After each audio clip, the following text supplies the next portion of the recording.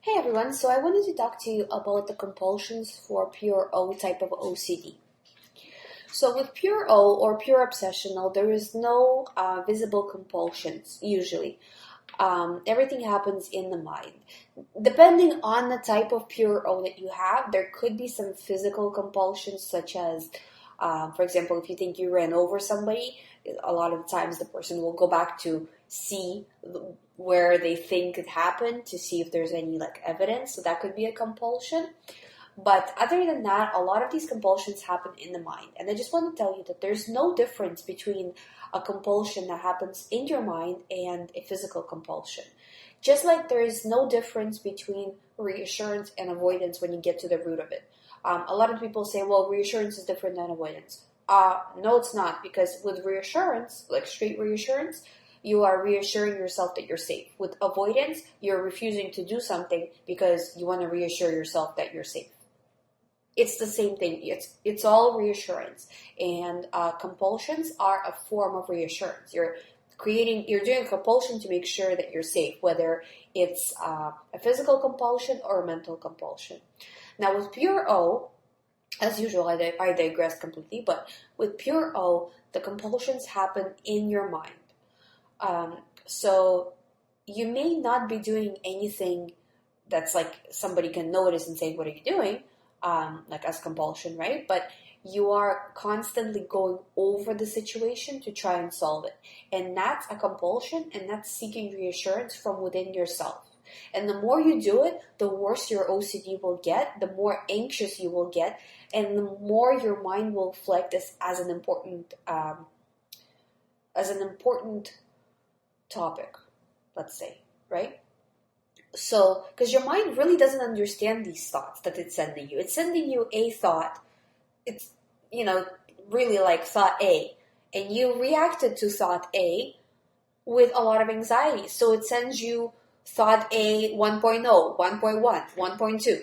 But it's still, offshoots of thought A. It's still like your mind really, that part of the mind, the amygdala, it really doesn't understand the content of the thought or the topic of the thought.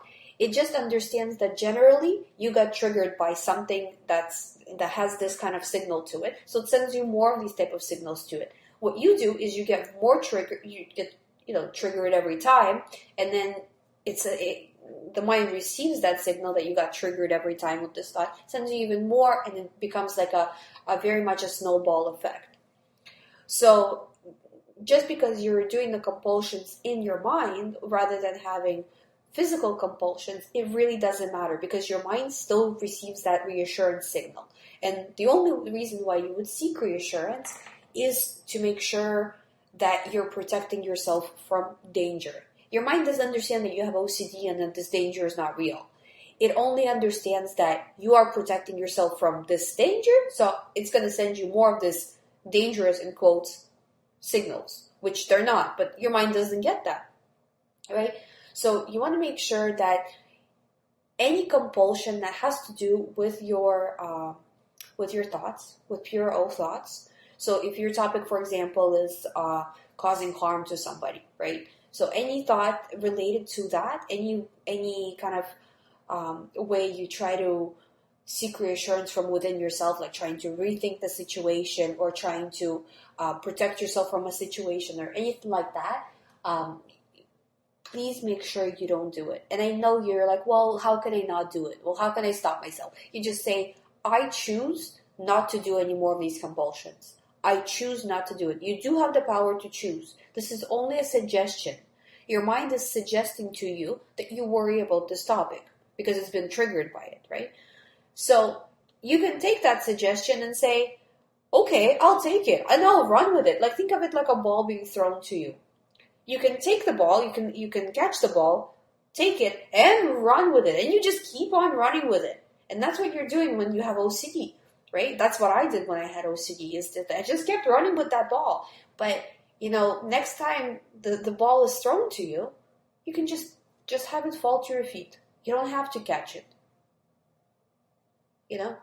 It's really that simple, is that you have the choice. You have the ability to choose with this. It's not without your consent, just gives you a suggestion, and you can say, no, I will not do any more compulsions for pure O. And I find that a lot of the specialists, because people usually come to me after they've seen the specialist, and a lot of the specialists are like, you don't have OCD because your compulsions are not visible. Honestly, yeah, you do have OCD, and yeah, your compulsions are not visible, but it doesn't matter because they're exactly the same thing. Those compulsions, it doesn't matter if they're physical or they're in your mind. They're still doing equal amounts of harm. And it doesn't matter if you seek reassurance from yourself, from others, from online sources, from some other kind of research. It all is reassurance, and it all leads to more OCD. You have to stop the reassurance and cut that cord. Until you do that, you will not recover. You have to stop the reassurance.